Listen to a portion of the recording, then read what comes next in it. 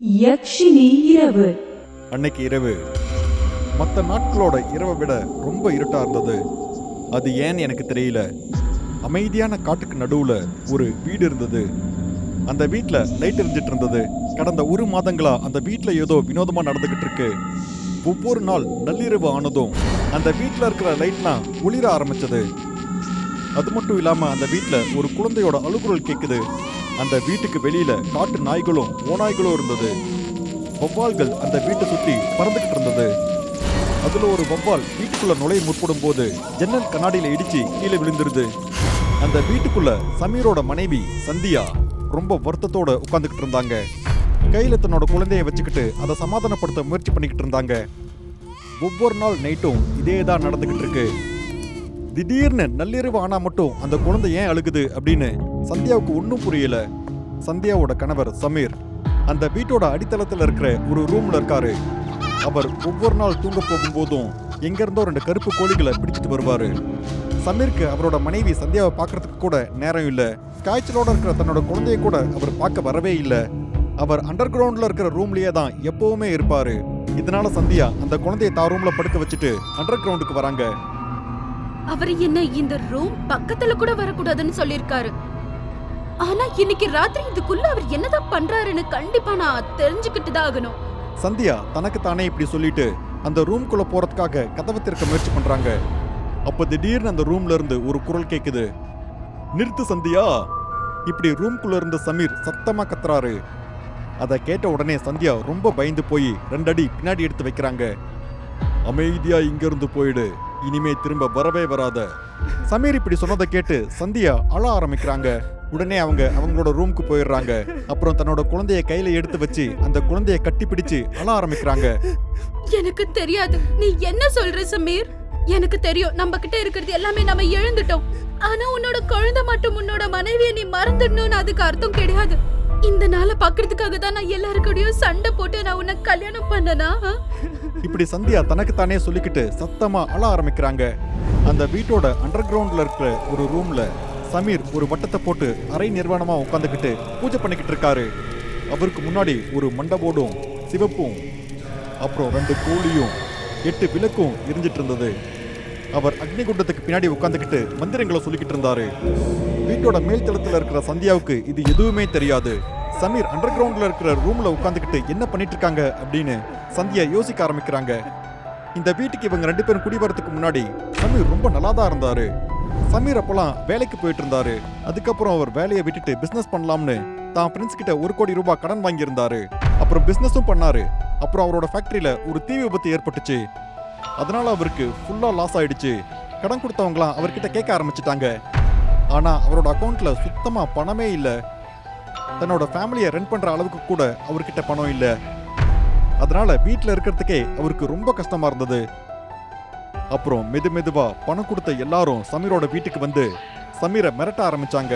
அதனால சமீர் ரொம்ப மனமுடிஞ்சு போயிட்டாரு. ஒரு நாள் நைட் அவர் சுடுகாட்டுக்கு போக ஆரம்பிச்சாரு. அந்த சுடுகாட்டுல இருந்த அகோரிகள் எரிஞ்சிட்டு இருந்த பிணத்தோட கறியை சாப்பிட்டுட்டு இருந்தாங்க. ஏய் என்ன சாப்பிட்றியா? அது இல்ல. அப்புறம் ஏன் இப்படி பாக்குற? இங்க இருந்து போ. நான் அகோரி நந்தாவை பார்க்கணும். அவர் அங்க இருக்கிற ஆலமரத்துக்கு கீழே தியானம் பண்ணிட்டு இருப்பாரு. முதல்ல இங்க இருந்து போ. அங்க இருந்த அகோரிகள் கிட்ட இருந்து அகோரி நந்தாவோட அட்ரஸ் வாங்கிட்டு சமீர் அகோரி நந்தாவை பார்க்க போறாரு. அகோரி நந்தா அங்க இருக்கிற ஒரு ஆலமரத்துக்கு கீழே தியானம் பண்ணிட்டு இருக்காரு. சமீர் அவர் முன்னாடி போய் கை எடுத்து கும்பிடுறாரு. ஆனா அவர் ஒரு வார்த்தை கூட பேசவே இல்லை. ஏன்னா அகோரி நந்தா முன்னாடி போய் நின்று பேசக்கூடாதுன்னு அங்க இருக்கிற அகோரிகள் சொல்லி இருந்திருப்பாங்க. அதனால சமீர் அமைதியா கையெடுத்து கும்பிட்டு நின்றுகிட்டு இருக்காரு. அங்கிருந்து அகோரி நந்தா அமைதியா தியானம் பண்ணிக்கிட்டே இருக்காரு. அப்போ அந்த அகோரி நந்தா யார் கூடயோ பேசுற மாதிரி இருந்தது. ஆனா சமீருக்கு ஒண்ணுமே புரியல. அங்க அகோரியும் சமீரையும் தவிர வேற யாருமே இல்லை. அதிகமா யோசிக்காத குழந்தை, அந்த தெய்வ சக்தியை உன்னால பார்க்கவே முடியாது. ஏன் பாபா? யக்ஷினி, நான் யக்ஷினிய கும்பிடுறவன். அதனால யக்ஷினி ஒவ்வொரு கட்டத்திலையும் என்ன பாதுகாத்துட்டு இருக்காங்க. அப்படின்னா எல்லா பிரச்சனைக்கும் யக்ஷினி கிட்ட ஒரு தீர்வு இருக்கா? நிச்சயமா. நீ அவளை வணங்குனா உன்னோட நிலை கண்டிப்பா மாறும். அப்படின்னா நீங்க எனக்கு யக்ஷினியை கொடுங்க பாபா, யக்ஷினியை கொடுங்க. நான் ரொம்ப கஷ்ட காலத்துல இருக்கேன் பாபா. சமீரோட இந்த பேச்சை கேட்டு அகோரி நந்தாவுக்கு ரொம்ப அதிகமா கோவம் வந்துருது. அடே பைத்தியக்காரா, யக்ஷினிங்கிறது ஒரு பொம்மை இல்ல நான் கொடுத்து நீ வாங்கறதுக்கு. யக்ஷினிங்கிறது ஒரு சக்தி, அத தியாகத்தால தான் அடைய முடியும். பாபாஜி, நான் பெரிய பிரச்சனையில இருக்கேன். நான் என்ன பண்ணணுமோ சொல்லுங்க, நான் என்ன பண்ண வேணாலும் தயாரா இருக்கேன். என் பிரச்சனை எல்லாம் தீரணும், அது போது எனக்கு. நான் என்ன வேணாலும் பண்ண தயாரா இருக்கேன். அந்த யக்ஷினி கிடைக்கிறதுக்கு நான் என்ன பண்ணணும் பாபா? அதை பண்ணணும்னா உனக்கு நிறைய இழப்புகள் ஏற்படலாம். உனக்கு மனைவி குழந்தைகள் எல்லாம் இருக்காங்கல்ல, இவங்கள பத்தி நீ கொஞ்சம் நினைச்சு பாரு. அவங்கள பத்தி யோசிச்சா மட்டும் என்ன ஆயிர போகுது? ஒருவேளை எனக்கு யக்ஷினி கிடைச்சிருச்சுன்னா என் பிரச்சனை எல்லாம் தீர்ந்து அப்புறம் நான் இவங்களை பாத்துக்கிறேன். நான் என்ன பண்ண யக்ஷினி கிடைக்கும்? நீங்க அதை மட்டும் சொல்லுங்க பாபா இப்போ. சரி, நான் சொல்றத கேளு. யக்ஷினி கிடைக்கிறதுக்கு 40 இருந்து 50 நாள் தியானம் பண்ணணும். நீ இரவு நேரத்துல சுடுகாட்டுலயோ இல்ல பூட்டப்பட்ட ஒரு ரூம்லயோ தியானம் பண்ணணும். நீ எந்த ரூம்ல இருந்து யக்ஷினிய வழிபட்டு இருக்கியோ அந்த ரூம்குள்ள யாருமே நுழைய கூடாது. உன் தியானம் முடிகிற வரைக்கும் நீ யாரையும் அந்த ரூம்ல விடவே கூடாது. அது மட்டும் இல்லாம தியானம் முடிகிற வரைக்கும் நீ எப்பவுமே கோயிலுக்கு போகவே கூடாது. அது மட்டும் இல்லாம அந்த ரூம்குள்ள எந்த ஒரு கடவுளோட போட்டோவும் இருக்கவே கூடாது. நீ இந்த மாதிரி அர்ப்பணிப்பா தினமும் தியானம் பண்ணிக்கிட்டே இருந்தா கடைசி நாள் தியானத்துல யக்ஷினி உன் முன்னாடி தோன்றுவாங்க. ஆனா ஒரு விஷயம் ஞாபகத்துல இருக்கட்டும், யக்ஷினிய உன்னோட மனைவி மாதிரியோ இல்ல காதலி மாதிரியோ நினைச்சிராத. ஒருவேளை நீ எதுலயாவது தப்பு பண்ணிட்டா உன் வாழ்க்கையே நரகமாயிடும். யக்ஷினிங்கிறவங்க ரொம்ப அழகா இருப்பாங்க. நீ அவங்கள உன்னோட அம்மா மாதிரி இல்ல அக்கா மாதிரி பார்க்கணும். அகோரி நந்தா சொன்னதை கேட்டு சமீர் யோசிக்க ஆரம்பிக்கிறாரு. அப்புறம் ஊர்ல இருக்கிற யாருக்கும் தெரியாம வெளியில போய் தங்கணும் அப்படிங்கிற ஞாபகம் வந்த உடனே தன்னோட காட்டுல இருக்கிற ஒரு வீடு தான் அவருக்கு ஞாபகத்துக்கு வருது. அந்த வீடு காட்டுல இருக்கிறதால எந்த ஒரு தொந்தரவும் இருக்காது. அமைதியா அங்க உட்காந்து தியானம் பண்ண முடியும். அதனால அந்த வீட்டோட அண்டர் கிரவுண்ட்ல இருக்கிற ஒரு ரூமை தேர்ந்தெடுக்கிறாரு. இன்னைக்கு அந்த தியானத்தோட கடைசி நாள். அதனால அவர் கண்களை மூடி மந்திரங்களை உச்சரிச்சிட்டு இருக்காரு. ஓம் க்ரீம் யக்ஷினி ஆஹச்ச ஸ்வாஹா. ஓம் யம் ஹக்ஷினி ஆஹச்ச ஸ்வாஹா ஸ்வாஹா. ஓம் க்ரீம் யக்ஷினி ஆஹச்ச ஸ்வாஹா. ஓம் க்ரீம் யக்ஷினி ஆஹச்ச ஸ்வாஹா. நிறுத்து சமீர், நான் உன் முன்னாடி வந்து நின்று இருக்கேன். இருந்து என்ன பாரு. வானத்துல இருந்து ஏதோ ஒரு நட்சத்திரம் வந்த மாதிரி சமீரோட காதுகளுக்கு யக்ஷினியோட குரல் கேக்குது. உடனே சமீர் கண் திறந்து பார்க்கறாரு. அவருக்கு முன்னாடி யக்ஷினி நின்னுக்கிட்டு இருக்காங்க. சமீர் இதுக்கு முன்னாடி இவ்ளோ அழகா யாரையுமே பார்த்ததில்ல. அந்த யக்ஷினியோட அழகுல சமீர் அப்படியே மயங்கிடுறாரு. என்ன ஆச்சு சமீர்? என்ன பேசவே மாட்டேங்கிற? என்ன உனக்கு என்கிட்ட எதுவுமே வேண்டாமா? யக்ஷினி பேசுற ஒவ்வொரு வார்த்தையும் சமீரோட காதுக்கு ரொம்ப இனிமையா கேட்டுட்டு இருக்கு. தான் எதுக்காக யக்ஷினியை வர சொன்னேன் அப்படிங்கிற எண்ணத்துல இருந்தே அவர் கொஞ்சம் விலகிட்டாரு. யக்ஷினியை பார்த்துக்கிட்டே இருக்காரு. அப்புறம் சொல்றாரு, யக்ஷினி நீங்க ரொம்ப அழகா இருக்கீங்க. இவ்ளோ அழகா நான் இது வரைக்கும் யாரையும் பார்த்ததில்ல. நீங்க என் கூட இருப்பீங்களா? இன்னில இருந்து இந்த யக்ஷினி உன்னோடவெல்லாம் மாறிடு. உனக்கு தேவையானது கொடுக்கறது மட்டும்தான் என்னோட கடமை. ஆனா என்ன யக்ஷினி? நீ என்ன தவிர வேற எந்த பெண்ணையும் கண்ணெடுத்து பார்க்க கூடாது. ஏன் அது உன்னோட மனைவியா இருந்தாலும் பரவாயில்ல. இத கேட்ட உடனே சமீர் ஆச்சரியப்படுறாரு. அப்ப அந்த அகோரி சொன்னது அவருக்கு ஞாபகத்துக்கு வருது. ஆனா ஒரு விஷயம் ஞாபகத்துல இருக்கட்டும், யக்ஷினிய உன்னோட மனைவி மாதிரியோ இல்ல காதலி மாதிரியோ நினைச்சிராத. ஒருவேளை நீ எதுலயாவது தப்பு பண்ணிட்டா உன் வாழ்க்கையே நரகமாயிடும். ஆனா இப்போ சமீரால யக்ஷினி சொன்ன எதையுமே மறுக்கவே முடியல. அதனால அமைதியா யக்ஷினிக்கு கீழ்ப்படிஞ்சு யக்ஷினியை திருப்திப்படுத்துறதுல ரொம்ப மும்முரமா இருந்தாரு. அடுத்த நாள் காலையில கண் திறந்து பார்க்கும்போது தான் மனைவி கிட்ட இருந்தும் குழந்தைகிட்ட இருந்தும் தூரமா இருக்கணும்னு அந்த யக்ஷி சொன்னது அவருக்கு ஞாபகத்துக்கு வருது. ஆனா அந்த யக்ஷினியோட நைட் இருந்ததுக்கு அப்புறம் தன்னோட மனைவியை பத்தியோ தன்னோட குழந்தைய பத்தியோ அவர் கொஞ்சம் கூட யோசிக்கவே இல்லை. அவங்க கிட்ட இருந்து விலகி இருக்கிறதுக்காக ஒரு முடிவெடுக்கிறாரு. அதனால அவர் நேரா மாடிக்கு போய் தன் மனைவியை பார்த்து சொல்றாரு, ஏன் யாரோ செத்து போன மாதிரி ரொம்ப அமைதியா உட்காந்துக்கிட்டு இருக்க? அது அது வந்து நான் என்ன சொல்ல வரேன்னா சீக்கிரம் எல்லாம் சரியா போயிடும். உங்களோட ஷேர்ஸ் ராத்திரிக்கு ராத்திரி 100% ரேஸ் ஆயிருக்கு. ஷேர் ஹோல்டர்ஸோட கால்ஸ் கூட வந்திருந்தது. அவங்களுக்கு உங்களோட பணம் தேவையில்லை, நீங்க அவங்க கூட பிசினஸ்ல ஹெல்ப் பண்ணணும்னு சொல்றாங்க. நீ என்ன பேசிக்கிட்டு இருக்க? எல்லாமே நல்லபடியா முடியும். இங்க பாரு, இது எல்லாமே அந்த தியானத்தோட விளைவுதான். அப்புறம் இன்னொரு விஷயம், இப்ப நம்மளோட குழந்தை இந்த உலகத்துல இல்ல. சந்தியா இப்படி சொன்னதை கேட்டு சமீரால சரியா நிலத்துல நிக்க கூட முடியல. உடனே பெட் மேல இருக்கிற தன்னோட குழந்தையை எடுக்கிறதுக்காக அவர் பக்கத்துல போறாரு.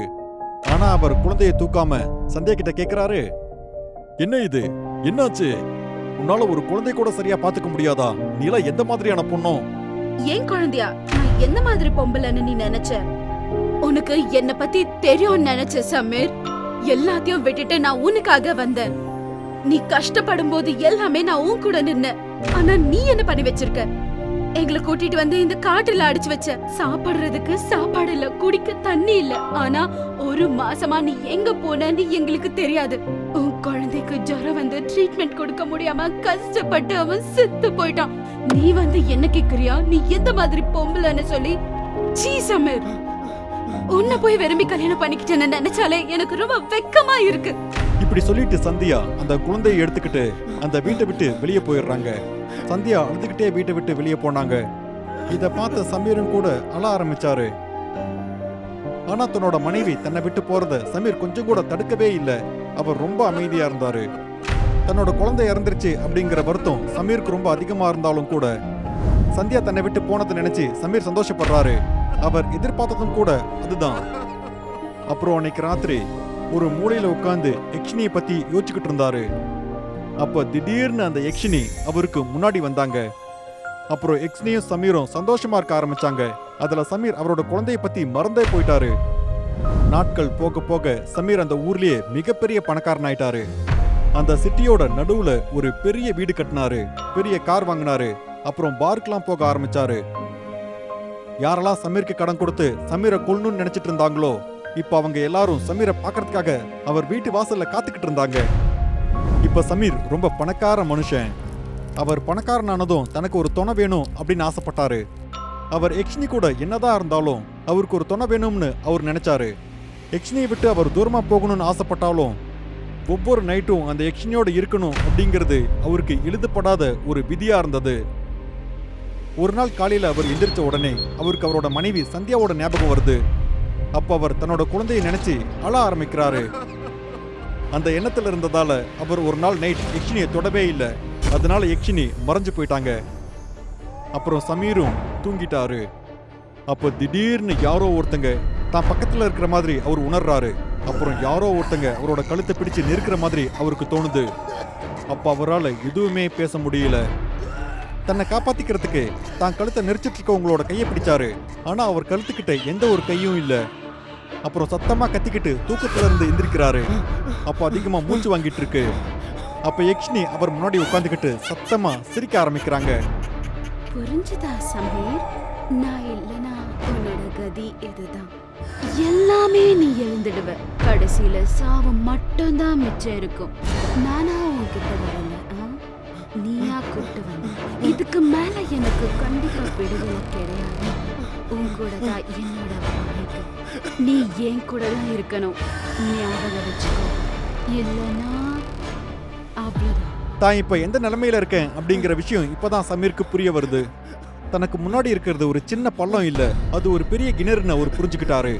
அவரால் தன்னோட மனைவிகிட்டையும் போக முடியாது, யக்ஷினியை பிரியவும் முடியாது. மரணம் தான் இது எல்லாத்துக்கும் ஒரே வழின்னு அவர் நினைக்கிறாரு. ஆனா அவர் சாகிறதுக்கு முன்னாடி தன்னோட மனைவியை சந்திக்கணும்னு நினைக்கிறாரு. ஆனா யக்ஷினியை நினைச்சு அவர் ரொம்ப பயத்துல இருந்தாரு. ஆனா காலையில விடிஞ்ச உடனே சந்தியாவை பார்க்கணும் அப்படிங்கிற எண்ணத்துல அவங்க இருந்த இடத்துக்கு போறாரு. சந்தியாவோட வீட்டுக்கு முன்னாடி வெள்ளை கலர் துணி போட்ட நிறைய பேர் ரொம்ப கூட்டமா நின்றுக்கிட்டு இருந்தாங்க.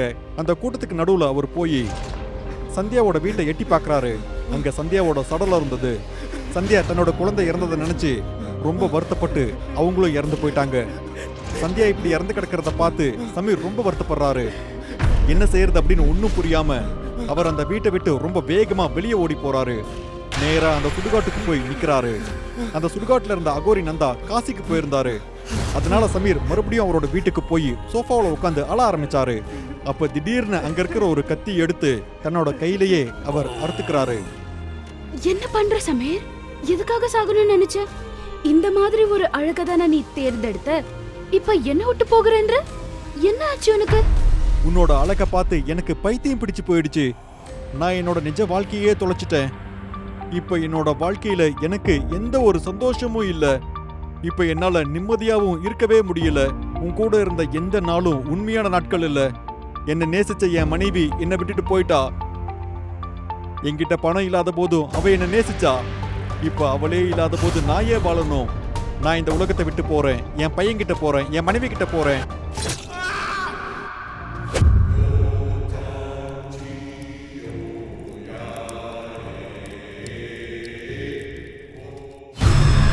ஹைவேஸ்ல இருந்து வர இந்த உடைஞ்சு போன ரோட்ல போனா லால்வாத்திப்பூருக்கு நேரா போகலாம். இன்னையிலிருந்து 40 வருஷத்துக்கு முன்னாடி இது ரொம்பவே செழிப்பான ஒரு கிராமம். ஆனா இன்னைக்கு இந்த மாதிரியான ஒரு வறண்ட இடம் இந்த உலகத்திலேயே கிடையாது. ஏன்னா அந்த ஊரோட அரண்மனைக்கு ஒரு பொண்ணோட சாபம் விழுந்திருக்கு. அதுக்கப்புறம் அந்த அரண்மனை மட்டும் இல்லாம அக்கம் பக்கத்துல இருக்கிற 1000 ஏக்கர் நிலம், அப்புறம் அங்கிருந்த வீடுகளும் நாசமாயிடுச்சு. ஏன்னா அந்த செல்வத்தின் கோட்டையிலிருந்து நைட்டான உடனே குல்வந்தியோட குரல் ரொம்ப பயங்கரமா கேட்டுட்டு இருந்தது. இன்னமும் கூட அந்த பக்கம் போற எல்லாருக்கும் சத்தம் கேட்கறதா சொல்றாங்க. ஏன்னா குல்வந்தி ரொம்ப வருஷமா பசியோட இருக்கா. ஏன்னா அவ இளமையான ஆண்களுக்காக காத்துக்கிட்டு இருக்கா. அவங்க தான் அவளோட ஆசையை நிறைவேற்றணுங்கிறதுக்காக. ஒரு வண்டியில உட்காந்துக்கிட்டு பிரித்தேஷ் இந்த குல்வந்தியோட கதையை எல்லார்கிட்டையும் சொல்லிக்கிட்டு இருந்தாரு.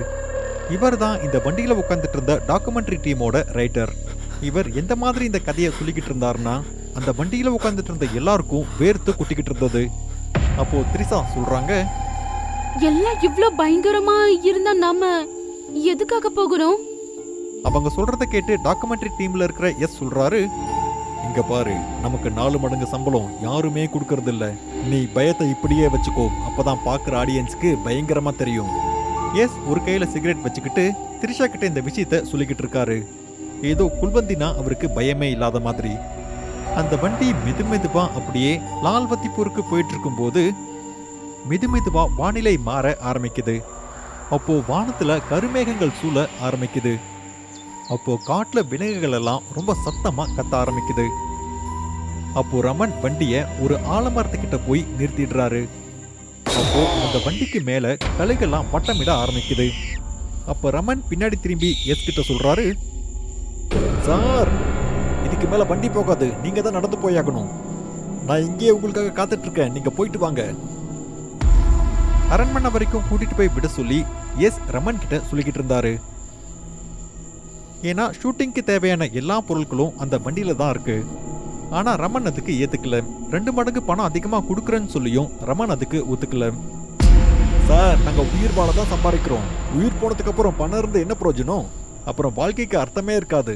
நீங்க கொஞ்சம் சீக்கிரம் இறங்கி போங்க. ரமன் இப்படி சொல்லி முடிச்சதும் எஸ் கூட சேர்ந்து எல்லாரும் வண்டியில இருந்து கீழே இறங்கிடுறாங்க. அப்போ ரமன் வண்டியை எடுத்துக்கிட்டு அங்கிருந்து கிளம்பி போயிடுறாரு. மீதி இருக்கிற எல்லாரும் அந்த ஆலமரத்துக்கு கீழே நின்று ஒருத்தருக்கு ஒருத்தர் பார்த்துக்கிட்டு இருக்காங்க. எஸ் ராகுலுக்கு புரிய வச்சுக்கிட்டு இருந்தாரு. கேமரா எப்பவுமே ஆன்ல இருக்கும், சின்ன சின்ன விஷயங்கள் கூட மிஸ் ஆக கூடாதுன்னு அவரு சொல்லிட்டு இருக்காரு. அங்க திரிஷா இமான்ஷோட கைகளை ரொம்ப டைட்டா பிடிச்சிட்டு இருந்தாங்க. ஏன்னா அங்க கிளைமேட்டும் அவங்க இருந்த அந்த இடமும் ரொம்ப பயங்கரமா இருந்தது. பிரீத்தேஷ் பாருல் கிட்ட அந்த கதையை பத்தி ஏதோ சொல்லிக்கிட்டு இருந்தாரு. அப்போ ஒரு விலங்கோட மண்டவோடு மேல இருந்து கீழே வந்து விழுது.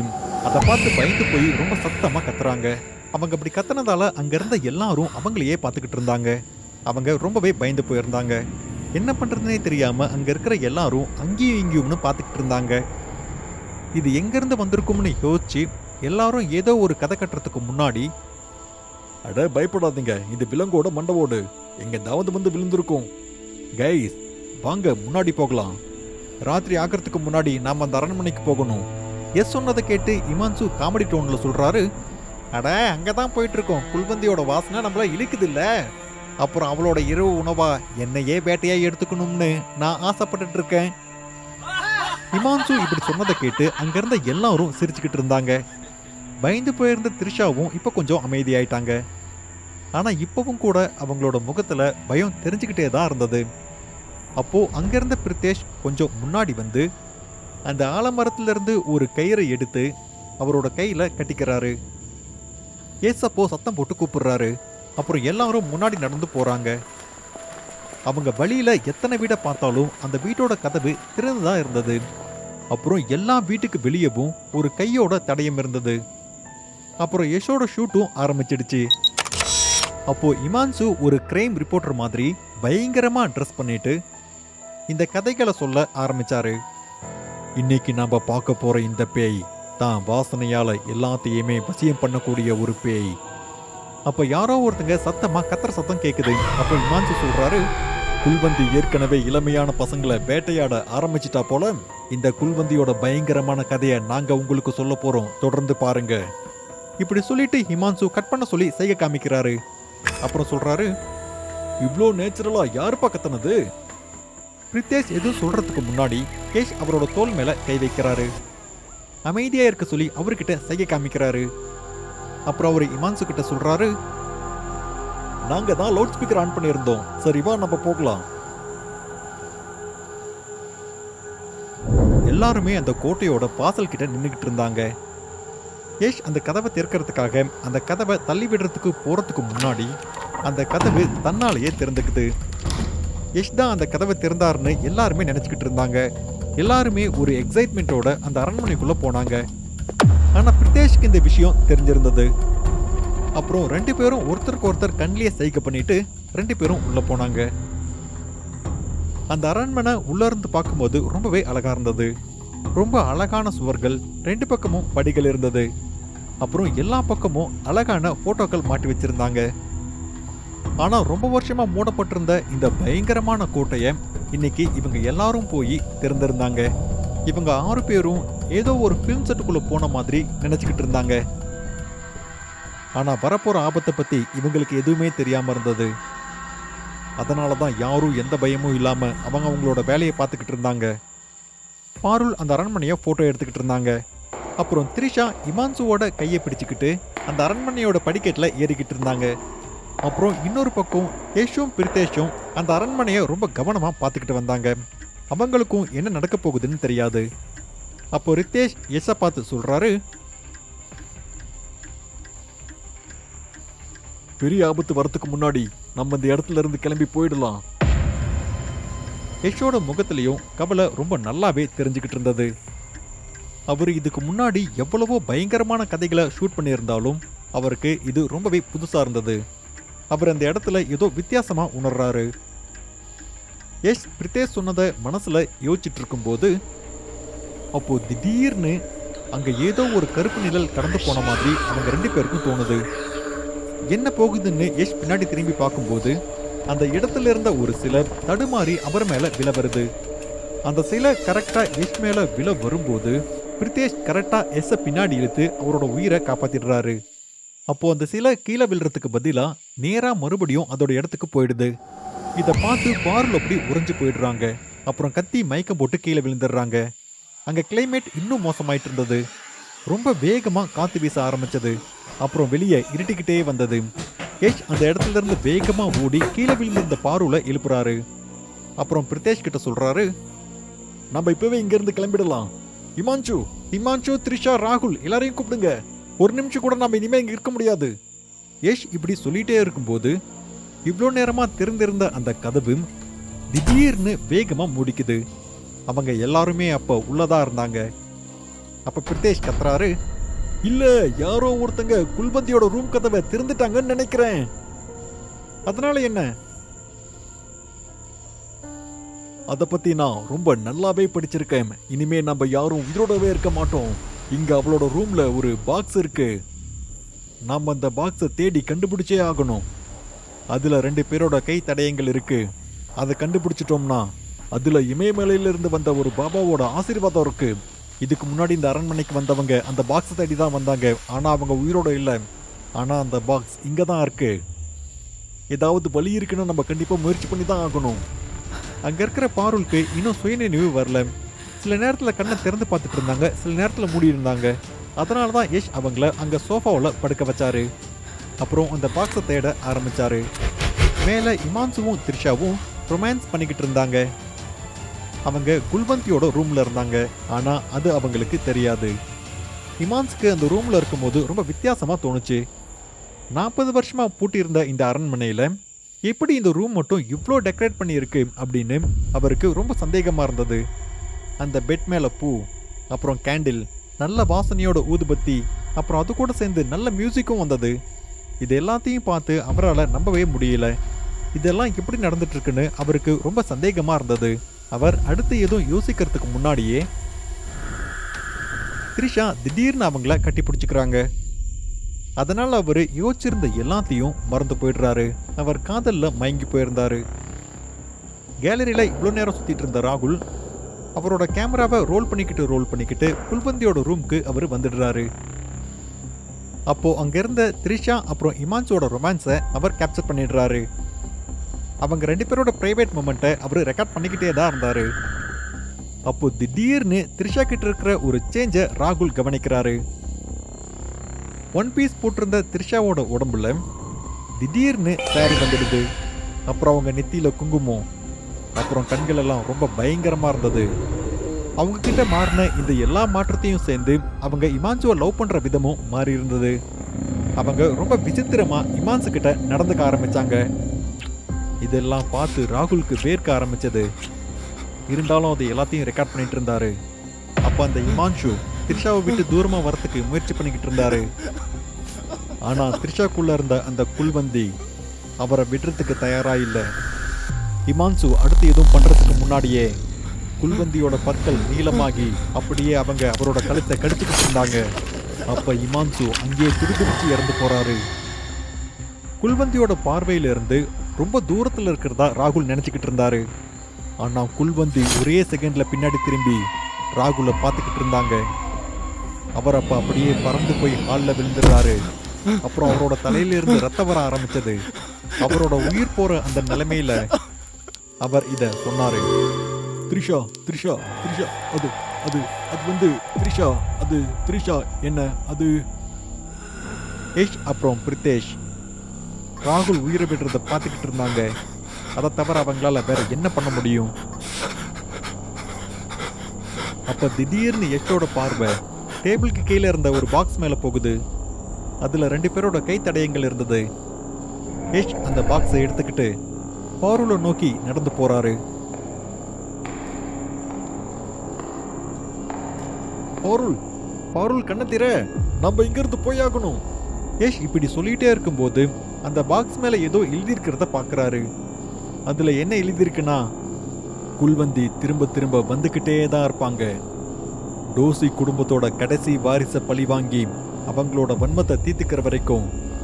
ஆனா இந்த பாக்ஸ்ல இருக்கிற திரிசூலத்தை பயன்படுத்தி அவளோட கழுத்துல குத்தி அவளை கைது பண்ண முடியும். அந்த ஆலமரத்தோட மந்திர கயிறை கட்டியிருக்கிற வரைக்கும் மட்டும்தான் அவளை கட்டுப்படுத்தி வைக்க முடியும். அப்புறம் இந்த பாக்ஸை புனிதமான கங்கை நதியில போடணும். யஷ் இதை படிச்சுட்டு இருக்கும் போதே த்ரிஷாவோட உடம்புல இருந்த குல்வந்தி திடீர்னு அந்த இடத்துக்கு வந்துடுறாங்க. யஷ் அந்த பாக்ஸை கீழே போட்டுடுறாரு. அப்புறம் அவரு இருக்க மாதிரி நேரா குல்வந்தி கிட்ட வந்துடுறாரு.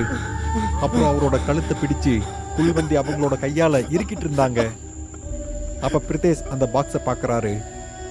அப்ப குல்வந்தி பிரித்தேஷை பார்த்து அவரையும் அவங்க பக்கம் இழுத்துடுறாங்க. இவங்க 2 பேரையும் குல்வந்தி எப்ப வேணாலும் கொள்ளலாம். குல்வந்தி அவங்க 2 பேரோட கழுத்தை நெரிச்சுக்கிட்டே இருந்தாங்க. அப்புறம் அவங்க கண்ணில் இருந்து தண்ணி வரதை பார்த்து அவங்க ரசிச்சுக்கிட்டு இருந்தாங்க. இவங்க 2 பேரும் ரொம்ப பயந்து போயிட்டாங்க. அப்போ திடீர்னு குல்வந்தி ரொம்ப சத்தமா கத்துறாங்க. அந்த சத்தத்தை கேட்டு அந்த அரண்மனை மட்டும் இல்ல, அந்த ஊரே நடுநடுங்கி போகுது. அவங்க கத்துன அந்த சத்தத்துல 40 வருஷமா அவங்கள கட்டி வச்சிருந்த அந்த வலி, 40 வருஷத்துக்கு முன்னாடி பட்ட அவமானம், அது எல்லாமே தெரிஞ்சது. அது அங்க இருக்கிற எல்லாருக்குமே கேட்டுச்சு. அப்போ திடீர்னு குல்வந்தி பேச ஆரம்பிக்கிறாங்க. வந்துட்டீங்களா? ரொம்ப வருஷமா உங்களுக்காக தான் காத்திருக்கேன். யஷ் சிங், தௌலத் சிங்கோட பையன். இதா உங்க அப்பனோட பேரு. அவன் உனக்கு எதுவும் கத்து கொடுக்கலையா? ஆடு தானா போய் சிக்கிக்க கூடாதுன்னு எப்படி சொல்லுவான்? என் பயத்தாலேயே எல்லாத்தையும் விட்டு ஓடி போனவனாச்சு அவன். நான் அவன் காதலை ஏத்துக்காததால அவன் வேணும்னு இந்த ஊர்ல இருக்கிற எல்லா ஆம்பளைங்க முன்னாடியே மானத்தை வாங்கினா, வேணனே அவங்க முன்னாடி நான் கெட்டவன்னு சொல்லி பேசினா. ஊர்ல எல்லா ஆம்பளைங்களும் என்ன கெட்ட கண்ணார பார்க்க ஆரம்பிச்சாங்க. போற வர ஆம்பளை எல்லாருமே என் கூட படுக்கணும்னு நினைச்சானுங்க. ஆனா நான் நடக்க விடல. அதுக்கு பதில் சாகலான்னு நினைச்சேன். செத்தாலோ வாழ்ந்தாலோ மரியாதையோட வாழணும்னு நினைக்கிறவன் நானு. செத்து இவனை பலி வாங்குறதுக்காக நான் வந்திருக்கேன். குல்வந்தி அவங்க 2 பேரையும் கொல்றதுக்கு முன்னாடி பாருல் அந்த பாக்ஸ்ல இருந்து திரிசூலத்தை எடுத்து திரிஷாவோட கழுத்திலேயே குத்திடுறாங்க. யஷும் பிரித்தேஷும் குல்வந்தியோட பிடியிலிருந்து விடுவிச்சுக்கிறாங்க. அப்போ குல்வந்தி ரொம்ப சத்தமா கத்தி சொல்றாங்க, எனக்கு முடிவே கிடையாது. நான் மறுபடியும் வருவேன் யஷ், நான் மறுபடியும் வருவேன். அப்படி சொல்லி முடிச்சதும் குல்வந்தியோட ஆத்மா அந்த பாக்ஸ்ல கைதாயிடுது. அதே சமயத்துல பிரித்தேஷ் தான் கையில கட்டியிருந்த கயிறை எடுத்து அந்த பாக்ஸை கட்டிடுறாரு. குல்வந்தியை கைது பண்ண உடனே மூடியிருந்த கதவு தன்னால திறந்துக்குது. அப்புறம் அடுத்த நாள் காலையில் ஆயிடுச்சு. கருப்பு மேகங்கள் எல்லாம் போய் மழை பெய்ய ஆரம்பிச்சது. யஷ், பிரித்தேஷ் அப்புறம் பாருல் 3 பேரும் பெருமூச்சு விடுறாங்க. ஆனா 3 பேரை இழந்துட்டோம்னு அவங்க ரொம்ப வருத்தப்படுறாங்க. அவங்க அங்கிருந்து அந்த பாக்ஸ் அப்புறம் முக்கியமான பொருட்களை எடுத்துக்கிட்டு கிளம்பிடுறாங்க. அவங்க அந்த ஆலமரத்துக்கிட்ட வந்தப்போ கொஞ்சம் தூரமா தள்ளி ரமன் வந்து நிக்கிறத அவங்க பார்க்கறாங்க. அவங்க உயிரோட இருக்கிறத பார்த்து ரமன் ரொம்ப சந்தோஷப்படுறாரு. எல்லாரும் வந்து வண்டியில உட்காந்துக்கிட்டாங்க. அப்ப யஷ் ரமன் கிட்ட சொல்றாரு, எங்களை பஸ் ஸ்டாண்டுக்கு அந்த கங்கை ஆறு இருக்கிற பக்கமா கூட்டிட்டு போங்க. எங்களுக்கு கடைசியா ஒரு வேலை இருக்கு, நாங்க அதை பண்ணியே ஆகணும். சரிங்க சார்.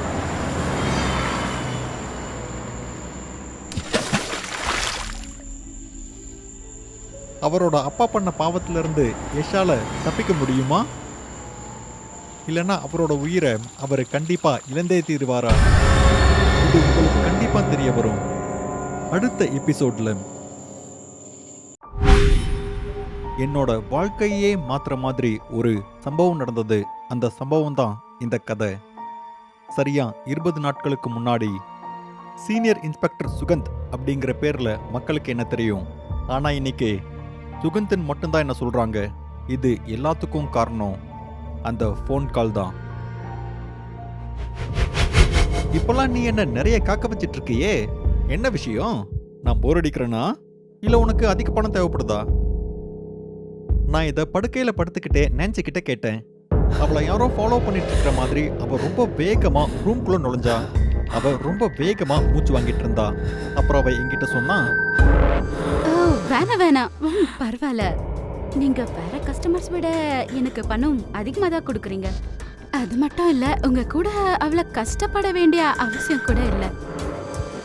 நான்சி அவளோட பேக்கை ஒரு மூலையில வச்சுட்டு அவ எனக்கு பக்கத்துல வந்து படுத்தா. நான்சி வேகமா மூச்சு விடுறத கேட்டு எனக்கு உணர்ச்சிகள் அதிகமாச்சு. நான் உடனே நான்சியோட கையை பிடிச்சு கேட்டேன், நீ என் கூட சந்தோஷமா இருக்கணும் தானே? அதிகமா சம்பாதிக்கணும்னு ஆசை இல்லையா? நீ இப்பெல்லாம் நேரத்துக்கு வரதே இல்லை. உனக்கு பாய் ஃப்ரெண்ட் யாராவது இருக்காங்களா? நான் இந்த மாதிரி நான்சி கிட்ட கேட்டேன். ஆனா அவளோட மனசு வேற எங்கேயோ இருந்தது. அவ என்கிட்ட ரொம்ப மென்மையான குரல்ல பதில் சொன்னா, உங்களுக்கு தெரியாதது என்ன இருக்கு? காத்தால காலேஜ் போகணும், நைட் ஆனா ஜாப், வீட்டு ரெஸ்பான்சிபிலிட்டி எல்லாம் நான் தான் பாத்துக்கணும். அதனாலதான் அப்பப்ப கஸ்டமர்ஸை பார்த்துப்பேன். ஏன் செலவுக்கு, வீட்டு செலவுக்கு எல்லாமே ரொம்ப தேவைப்படும். அவ அப்படி சொல்லிட்டே இருக்கும்போது நான் அவளோட ஆடைகளை அவிழ்க்க ஆரம்பிச்சேன். திடீர்னு ஒயர்லெஸ்ல ஒரு அறிவிப்பு வந்தது. கமிஷனர் ரவுண்ட்ஸ் வராருன்னு சொல்லியிருந்தாங்க. அடச்சா, என்ன இது, என் மூடே கெட்டு போச்சு.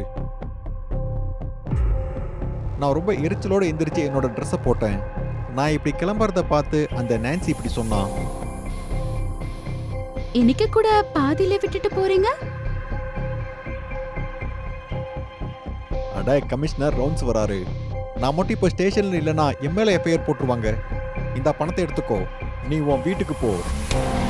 கமிஷனரை பத்தி ஒயர்லெஸ்ல கேட்ட உடனே நான் போலீஸ் ஸ்டேஷனுக்கு போறதுக்கு 2 நிமிஷம் கூட ஆகல. ஏன்னா அது அங்க இருந்து பக்கம்.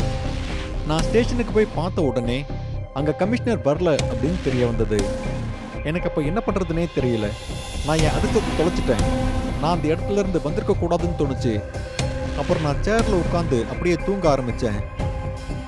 அப்போ நடு இரவு ஆனது. என்னோட குரட்டை பெற்ற சத்தம் அந்த ஸ்டேஷன் முழுவதும் கேட்டுக்கிட்டு இருந்தது. ஆனா இதுக்கு நடுவுல யாரோ ஒரு வயசானவர் அழுதுட்டு இருக்கிற மாதிரி எனக்கு கேட்டுச்சு. யார் அப்படி அழுவுறது? என்னாச்சு? அது யாருன்னு போய் பாருப்போ. இப்படி தூக்கத்தை கெடுத்துக்கிட்டு இருக்கான். கான்ஸ்டபிளை கூப்பிட்டு அது யாருன்னு போய் பாரு அப்படின்னு சொல்லிட்டு நான் மறுபடியும் தூங்க போனேன். ஆனா அந்த வயசானவர் நேரடியா என்கிட்ட வருவார்னு நான் கொஞ்சம் கூட எதிர்பார்க்கல. அவர் நேரா வந்து என்கிட்ட சொன்னாரு, இன்ஸ்பெக்டர் சார், என் மக ஒரு பெரிய பிரச்சனையில இருக்கா. யாரோ அவளை கொன்னுட்டாங்கன்னு நினைக்கிறேன். நீங்க சீக்கிரம் வந்து அது என்னன்னு பாருங்க சார். Inspector sir. அந்த வயசானவரோட பேச்சை கேட்டு நான் தூக்கத்துல இருந்து திடீர்னு முழிச்சிட்டேன்.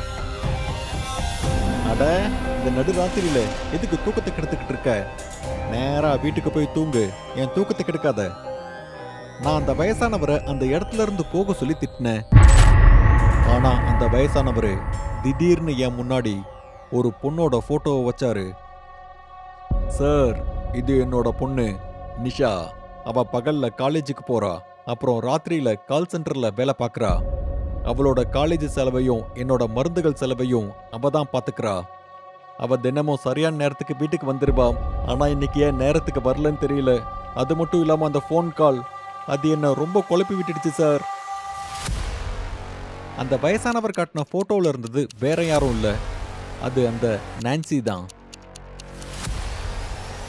நான் அவளோட சில மணி நேரங்களுக்கு முன்னாடி தான் ஒரு ஹோட்டல்ல தங்கியிருந்தேன். எந்த ஃபோன் கால்? அவளுக்கு என்னாச்சு? அவ இப்ப நல்லா இருக்காளா? அவர் சொன்னதை கேட்ட உடனே அப்ப எனக்கு என்ன பண்றதுனே தெரியல. அவர் என்ன சொன்னார்னா, இன்ஸ்பெக்டர் சார், எனக்கு தெரியாது. தினமும் வேலையை விட்டு வீட்டுக்கு வந்தப்புறம் எனக்கு ஃபோன் பண்ணுவா. இன்னைக்கும் அவன் எனக்கு ஃபோன் பண்ணா. அவன் என்கிட்ட என்ன சொன்னானா, அப்பா நான் சந்தோஷமா சாக போறேன், அப்புறம் நீங்க உங்களை கவனிச்சுக்கோங்கப்பா அப்படின்னு சொன்னான். நான் சொல்றத நீங்க நம்பலன்னா நான் கால் ரெக்கார்ட் பண்ணி வச்சிருக்கேன் சார், நீங்க அதை கேளுங்க. அந்த வயசானவர் இது எல்லாத்தையும் சொல்லிட்டு நான்சி கிட்ட பேசின அந்த போன் காலோட ரெக்கார்டை ப்ளே பண்ணாரு. அப்பா, என் விருப்பத்தாலதான் சந்தோஷமா சாக போயிட்டு இருக்கேன்ப்பா. நீங்க பத்திரமா இருங்கப்பா. உங்க உடம்ப பாத்துக்கோங்கப்பா. உங்களை நேசிக்கிற பொண்ணு நிஷா. நான்சியோட குரலை கேட்டு நான்சியோட அப்பா கதறி அழ ஆரம்பிச்சாரு. ஆனா நான்சியோட அந்த கால் ரெக்கார்டை கேட்டு நான் ரொம்ப ஷாக் ஆயிட்டேன். அவளுக்கு இத்தனை பொறுப்புகள் இருந்தும் அவ எப்படி சாவுல கூட சந்தோஷமா சாக முடியும்? அவ உயிரோட இருக்கிறதுக்கு என்னெல்லாம் பண்ணா, ஆனா செத்துட்டப்புறம் எப்படி மகிழ்ச்சியா இருக்க முடியும்? இந்த மாதிரி என் மனசுல நிறைய கேள்விகள் ஓடிக்கிட்டு இருந்தது. இதுக்கான எல்லா பதிலையும் நானே கண்டுபிடிக்க வேண்டியதா இருந்தது. என் மனைவி இறந்ததுக்கு அப்புறம் நான்சி தான் மனைவி ஸ்தானத்துல இருந்து என்ன எல்லாத்தையும் கவனிச்சுக்கிட்டா. நான்சியோட அப்பா கிட்ட நான்சி பேசின கடைசி கால் ரெக்கார்டை நான்சியோட அப்பா கிட்ட இருந்து வாங்கிக்கிட்டு நான் போலீஸ் ஹெட் குவார்ட்டர்ஸ்க்கு கால் பண்ணேன். ஹலோ ஹெட் குவார்ட்டர், நான் இப்போ உங்களுக்கு ஒரு நம்பர் அனுப்பியிருக்கேன். அந்த நம்பர் கடைசியா எங்க இருந்ததுன்னு சொல்லுங்க, இது ரொம்ப அர்ஜென்ட். கொஞ்ச நேரம் கழிச்சு ஹெட் குவார்ட்டர்ல இருந்து ரிட்டர்ன் கால் வந்தது.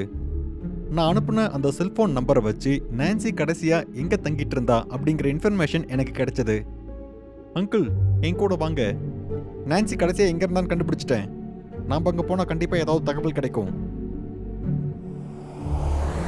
நாங்க 2 பேரும் கார்ல ஏறி நேரா போனோம். நான்சி கடைசியா இருந்த லொகேஷனை அடைஞ்சிட்டோம். அங்க ஏதாவது துப்பு கிடைக்கும், இல்லனா அங்க யாரையாவது விசாரிக்கலாம் அப்படின்னு பார்த்தா அந்த இடத்துல நான் விசாரிக்கிற மாதிரி யாருமே இல்லை. அந்த இடத்துல ஸ்ட்ரீட் லைட் கூட சிசிடிவி பொருந்திருக்கிறத பார்த்தேன். அந்த சிசிடிவியை பார்த்த உடனே நான் என்ன பண்ணணும்னு புரிஞ்சு போச்சு. நான் உடனே போனை எடுத்தேன். கான்ஸ்டபிள் கூட பேச ஆரம்பிச்சேன். கான்ஸ்டபிள், கேளு, எனக்கு சிசிடிவி ஃபுட்டேஜ் வேணும். அந்த சிசிடிவி எங்க இருக்குங்கிற டீட்டெயில் அனுப்புறேன். கடைசியா 2-3 மணி நேரத்துல பதிவான எல்லா காட்சிகளையும் நீ என்னோட போனுக்கு அனுப்பிடு. இப்படி சொல்லிட்டு நான் போனை வச்சுட்டேன். அப்புறம் அந்த சிசிடிவி கேமராவோட ஃபுட்டேஜும் என் போனுக்கு ரிசீவ் ஆயிடுச்சு. இங்க பாருங்க அங்கிள், உங்க பொண்ணு நிஷா இப்பதான் உங்ககிட்ட ஏதோ பேசிக்கிட்டு இருக்காங்க. நிஷாவோட போன் ஆஃப் ஆயிடுச்சுன்னு நினைக்கிறேன். நானும் அந்த வயசானவரும் அந்த சிசிடிவி ஃபுட்டேஜை பார்த்துக்கிட்டே இருந்தேன். அது பார்த்துட்டே இருக்கும்போது திடீர்னு மங்கலாயிடுச்சு. அப்போ நிஷா ஒரு பிசிஓ பூத்ல நின்றுட்டு இருக்கிறத பார்த்தேன். அந்த பூத் எப்படி அங்க வந்ததுன்னு நாங்க 2 பேரும் ரொம்ப பயந்து போயிட்டோம். இந்த பிசிஓ பூத் எங்க இருந்து வந்தது? முன்னாடி அது அங்க இல்லையே.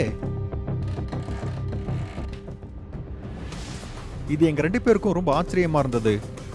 நிஷாவோட அப்பாவும் என் கூட சேர்ந்து அந்த ஃபுட்டேஜை பார்த்துக்கிட்டு இருந்தாரு. அந்த பிசிஓ பூத்தை எங்கேயோ நான் பார்த்த மாதிரி தோணுச்சு. அதை நான் எங்க பார்த்தேன்னு நான் யோசிக்கிறதுக்கு முன்னாடியே நிஷாவோட அப்பா ரொம்ப சத்தமா கத்துனாரு. அந்த பிசிஓ பூத் எங்க இருந்து வந்தது? அதுதான் என் பொண்ணோட உயிரை வாங்கிருச்சுன்னு நினைக்கிறேன். இன்ஸ்பெக்டர் சார், அந்த பிசிஓ பூத்தை உடனே எரிச்சிருங்க, இல்லைன்னா அது பல பேரை கொன்னுடும். அங்கிள், நீங்க என்ன சொல்லிக்கிட்டு இருக்கீங்க? ஒரு பிசிஓ பூத்தால எப்படி உயிரை கொள்ள முடியும்? இதுக்கு பின்னாடி ஏதோ ஒரு கும்பல் இருக்குன்னு நான் நினைக்கிறேன். இன்ஸ்பெக்டர் சார், இந்த பிசிஓ பூத் எனக்கு சொந்தமானது அப்படிங்கறதால நான் சொல்றேன். 15 வருஷங்களுக்கு அப்புறம் அது என்ன பழிவாங்க வந்திருக்கு. நான்சியோட அப்பா சொன்னது எனக்கு ஒண்ணுமே புரியல. நான் உடனே அவர்கிட்ட கேட்க ஆரம்பிச்சேன். அங்கிள், என்ன பேசிட்டு இருக்கீங்க? உங்களுக்கும் அந்த பிசிஓ பூத்துக்கும் என்ன சம்பந்தம்? நான் இப்படி கேட்டதும் நான்சியோட அப்பா யோசிச்சு அப்புறம் பதில் சொல்றாரு. இன்ஸ்பெக்டர் சார், நான் 15 வருஷத்துக்கு முன்னாடி ஊருக்கு ஒதுக்குப்புறமா ஒரு பிசிஓ பூத் நடத்திட்டு வந்தேன். அக்கம் பக்கத்துல இருக்கிறவங்களும் என் சொந்தக்காரங்க தெரிஞ்சவங்க எல்லாரும் அங்க வருவாங்க. அன்னைக்கு ஒரு நாள் எம்எல்ஏவோட மகன் ஒரு பொண்ணை கடத்திட்டு என்னோட பூத்துக்கு வந்திருந்தான். அவளை மயக்க நிலைமையில அந்த பூத்லயே கட்டி போட்டு வச்சுட்டான். கொஞ்ச நேரம் கழிச்சு அந்த செய்தி அந்த நகரம் முழுவதும் பரவிடுச்சு. அப்புறம் அந்த எம்எல்ஏவும் அவங்க ஃப்ரெண்ட்ஸும் சேர்ந்து அந்த பூத்தோட சேர்ந்து அந்த பொண்ணையும் எரிச்சிட்டாங்க. அவங்க என்கிட்ட நிறைய பணம் கொடுத்து அந்த இடத்துல இருந்து ஓடி போக சொன்னாங்க. ஒருவேளை நான் அப்படி பண்ணலன்னா அவங்க என்னையும் கொன்னுடுவேன் அப்படின்னு அவங்க மிரட்டினாங்க. இன்ஸ்பெக்டர் சார், நான் பயந்து போயிட்டேன். அது மட்டும் இல்லாமல் அவங்க நான் ஊரை விட்டு போகலைன்னா என் மகன் நிஷாவையும் கொன்னுடுவேன்னு சொன்னாங்க. எனக்கு என்ன பண்ணுறதுனே தெரியல இன்ஸ்பெக்டர் சார். என் மகன் இப்போ செத்து போனதுக்கு கூட அந்த கடந்த கால நிகழ்வு தான் காரணம் அப்படின்னு நினைக்கிறேன் இன்ஸ்பெக்டர் சார். நான் அங்கேருந்து வராமல் இருந்திருந்தா சட்டம் மூலமாக தண்டிக்கப்படுறதுக்கு நான் அவங்களுக்கு எதிராக ஆதாரத்தை கொடுத்துருப்பேன். நிஷாவோட அப்பாவோட கதையை கேட்டு நான் தகிச்சு போயிட்டேன். அப்புறம் நான் அவர்கிட்ட கேட்டேன், அந்த குற்றவாளிகள் இன்னைக்கு வரைக்கும் சுதந்திரமாக இருக்காங்களா? எனக்கு தெரியாது சார், ஆனால் அவங்களாம் ஒவ்வொருத்தராக மறைஞ்சு போயிட்டு தான் மக்கள் சொல்கிறாங்க. ஆனால் இப்போது நான் எல்லாத்தையும் தெளிவாக புரிஞ்சுக்கிட்டேன். அந்த பிசிஓ மூலமாக தான் எல்லாரும் கொல்லப்பட்டிருக்காங்க. ஆனால் அந்த வழக்கை முடிச்சு வச்ச இன்ஸ்பெக்டர் மட்டும் இன்னும் கூட உயிரோட தான் இருக்காரு. அந்த சமயத்தில் நான் அந்த கேஸை பற்றி நினச்சிக்கிட்டு இருந்தேன். அப்போதான் நிஷாவோட அப்பா முணுமுணுக்க ஆரம்பிச்சாரு. அந்த பொண்ணோட அப்பாவுக்கு என்ன ஆச்சுன்னு தெரியல, அவர் இன்னும் அவளை தேடல அப்படின்னு நம்புறேன். நிஷாவோட அப்பா இதெல்லாம் சொல்லிட்டு இருக்கும்போது நான் திடீர்னு அவர் பேசும்போது குறுக்கிட்டு அவர்கிட்ட கேட்டேன், யாரோட அப்பா? நீங்க யாரை பத்தி பேசுறீங்க? இன்ஸ்பெக்டர் சார், அந்த பிசிஓ பூத்ல எரிக்கப்பட்டால அந்த பொண்ணோட அப்பா. அவர் இன்னும் உயிரோட தான் இருக்காரு. அவர் அந்த பொண்ணை தேடிக்கிட்டு இருக்காரு. அப்படியே அவருக்கு பைத்தியமும் பிடிச்சி போயிடுச்சு. அப்புறம் ரோட்ல பார்க்குற எல்லாருக்கும் அவர் நம்பர் கொடுத்து அவரோட மகளை பத்தி ஏதாவது தகவல் கிடைச்சா அவர்கிட்ட சொல்லும்படி சொல்லுவாரு. ஆனா இது வரைக்கும் யாருமே அவருக்கு ஃபோன் பண்ணவே இல்லை. நான் பண்ணுவேன் அங்கிள். அந்த பொண்ணோட அப்பாவுக்கு அவ இறந்து போன செய்தியை நான் சொல்லுவேன். ஆனா மகனே, அப்படி சொன்னா உனக்கு ஆபத்து. அந்த பொண்ணோட ஆவி இன்னும் பழி வாங்கறதுக்காக துடிச்சுக்கிட்டு இருக்கு. அவளோட ஆவி உன்னை கொன்னுடும். நிஷாவோட அப்பா என்னை எவ்வளவோ தடுக்க முயற்சி பண்ணாரு. ஆனா நான் அவரோட பேச்சை கேட்கல. நான் ஃபோனை ஆஃப் பண்ணிட்டு ரோட்ல தன்னந்தனியா நடக்க ஆரம்பிச்சேன். அப்போ திடீர்னு நான் அந்த சிசிடிவி ஃபுட்டேஜில் பார்த்த அந்த பிசிஓ பூத் எனக்கு பின்னாடி தெரிஞ்சது. நான் உயிரோட வெளியே வருவனா இல்லையான்னு கூட தெரியாம அந்த பிசிஓ பூத்துக்குள்ள நேரா உள்ள போனேன். எனக்கு கொஞ்சம் பயமா தான் இருந்தது. நான் அந்த பிசிஓ பூத்ல நுழைஞ்ச உடனே என்னை யாரும் இறுக்கி பிடிக்கிற மாதிரி நான் வலியை உணர்ந்தேன். அப்புறம் என்னை சுத்தி கருப்பு நிழல்களை பார்க்க முடிஞ்சது. நான் ஒவ்வொரு அடி முன்னாடி வைக்க முயற்சி பண்ணும்போதும் எனக்கு வலி அதிகமானது. அப்போ திடீர்னு அங்க ஒரு குரல் கேட்டுச்சு, போன் எடு, உனக்கு பிடிச்சவங்களுக்கு ஃபோன் பண்ணு, நான் ரொம்ப சந்தோஷமா தான் சாக போறேன்னு அவங்களுக்கு சொல்லு, போனை எடு. நான் அந்த கருப்பு நிழலோட சண்டை போட்டுட்டு இருக்கும்போது என்னோட உடம்புல இருந்து என்னோட சதையை வெளியெடுக்கிற மாதிரி நான் வலியை உணர்ந்தேன். அப்புறம் நான் சொன்னேன், சரி, நீ சொன்ன மாதிரி எல்லாமே பண்றதுக்கு நான் தயார். நான் இப்படி சொன்னதும் அந்த கருப்பு நிழல் அமைதியாயிடுச்சு. அந்த நிழல் அமைதியானதும் மனப்பாடம் பண்ண அந்த ஃபோன் நம்பரை நான் டயல் பண்ண ஆரம்பிச்சேன். ஹலோ. நான் அந்த ஃபோனில் அலோ சொன்னதும் திடீர்னு அந்த கருப்பு நிழல் எனக்குள்ள போயிடுச்சு. நான் உடனே இப்படி சொன்னேன். அப்பா, நான் திவ்யா பேசுறேன்ப்பா. நீங்க எப்படி இருக்கீங்க? திவ்யா, நீயா? நான் உன்னை 15 வருஷங்களா தேடிக்கிட்டு இருக்கேன். நீ இப்ப எங்கம்மா இருக்க? அப்பா, நான் செத்துட்டேன். 12 வருஷத்துக்கு முன்னாடி எம்எல்ஏ அவங்களோட ஃப்ரெண்ட்ஸ் சேர்ந்து என்ன சாகடிச்சிட்டாங்க. அவங்க இங்கதான் என்ன எரிச்சு சாகடிச்சாங்கப்பா. ஆனா என்னோட பழிய நானே தீர்த்துக்கிட்டேன்ப்பா. அவங்க பையன், அவங்க ஃபேமிலி, அவங்க ஃப்ரெண்ட்ஸ் எல்லாரையுமே நான் சாகடிச்சிட்டேன்ப்பா. ஆனா மிச்சம் இருக்கிறது அந்த இன்ஸ்பெக்டர் மட்டும்தான். அவன் என்னோட கேஸ் க்ளோஸ் பண்ணாலப்பா. அவனை சாகணும். திவ்யா ஃபோன்ல சொல்லிட்டு இருந்த அந்த இன்ஸ்பெக்டர், அது நான் தான். அவளோட வழக்க முடிச்சு வச்ச அந்த இன்ஸ்பெக்டர். திவ்யாவோட ஆத்மா என் உடலை ஆக்கிரமிச்சிருச்சு. நான் இப்ப அவளோட அப்பா கிட்ட பேசிக்கிட்டு இருக்கேன். திவ்யா ஃபோன்ல சொன்னதை கேட்டு அவங்க அப்பா சொன்னாரு, இல்ல திவ்யா, நீ இப்படி பண்ணாத. இது ரொம்பவே தப்பு. உனக்கு என்ன நடந்ததுன்னு என்னால புரிஞ்சுக்க முடியுது. ஆனா இது சரியானது இல்ல. இப்படி பழி வாங்குறது நீதி இல்ல. திவ்யா, நான் இன்னும் உயிரோட தான் இருக்கேன். நான் உன் நீதிக்காக போராடுவேன். அதனால நீ அந்த இன்ஸ்பெக்டரை விட்டுரு. சட்டம் கண்டிப்பா உனக்கு நீதியை வழங்கும். அப்புறம் கடைசியா வந்து இந்த அப்பாவை கட்டி பிடிச்சுக்கோமா. திவ்யாவோட அப்பா இப்படி பேசிட்டு இருக்கும்போது எனக்கு பின்னாடி ஏதோ ஒன்று தோன்றுச்சு. நான் அதை பின்னாடி திரும்பி பார்த்தேன். அப்போ அந்த பூத்துக்கு பின்னாடி நான்சியோட அப்பா ஃபோன்ல பேசிட்டு இருக்கிறத பார்த்தேன். அந்த நேரத்தில் திவ்யாவோட ஆன்மா என்னோட உடம்புக்குள்ள இருந்தது. நான் இதெல்லாம் புரிஞ்சுக்கிறதுக்கு முன்னாடியே திவ்யாவோட ஆவி என் உடம்புல இருந்து வெளியே வந்து அவளோட அப்பாவை கட்டி பிடிச்சிக்குது. ரொம்ப காலம் கழிச்சு 2 பேரும் சந்திச்சதால 2 பேரும் அழ ஆரம்பிக்கிறாங்க. அப்பா மகளோட பாசத்தை என்னோட வாழ்க்கையில நான் முதல் முறையா பார்த்தேன். அவ இறந்து போனதுக்கு அப்புறமும் கூட ஒரு அப்பா தான் மகளை ரொம்ப அதிகமா நேசிச்சாரு. திவ்யாவோட ஆத்மா என் உடம்பு விட்டு வெளியே போனதும் நான் ரொம்பவே சோர்வா உணர்ந்தேன். அந்த பிசிஓ பூத்லயே அழ ஆரம்பிச்சேன். நான் பண்ண தப்ப நான் உணர ஆரம்பிச்சேன். நிஷா, நான்சி, அப்புறம் திவ்யா, இந்த 3 பேருமே ஒரே ஒருத்தர் தான் புரிய ஆரம்பிச்சது. நான் நான்சியோட இருந்த எல்லா இரவும் மாயைதான் தெரிய வந்தது. ஒரு போலீஸ் இன்ஸ்பெக்டரா இந்த இரவு தான் கடைசி இரவுன்னு நான் முடிவு பண்ணிட்டேன். நான் என்னோட வேலையை விட்டுட்டேன். அப்புறம் நான் பண்ண எல்லா தப்பையும் ஒத்துக்கிட்டேன். நான் பண்ண தப்புக்காக நான் தண்டிக்கப்பட்டிருக்கேன். நான் பண்ண இந்த தப்ப அந்த கடவுள் கூட மன்னிக்க மாட்டாரு. ஆனா குறைஞ்சபட்சம் என்னோட பார்வையில நான் குற்றவாளியா இருக்க மாட்டேன். பயங்கரமா இருக்கிற இந்த மாதிரியான கதைகளை பார்க்கறதுக்காக டூடு டிவி ஹாரர் தமிழுக்கு உடனே சப்ஸ்கிரைப் பண்ணுங்க. அப்புறம் உங்களோட கதையும் இந்த உலகத்துல இருக்கிறவங்க பார்க்கணும்னு நீங்க ஆசைப்பட்டீங்கன்னா உடனே டூடு டிவி மெயில் அட்ரஸ்க்கு உங்களோட கதையை அனுப்புங்க. அடுத்த பயங்கரமான கதை உங்களோட தான் இருக்கிறதுக்கும் வாய்ப்பு இருக்கு.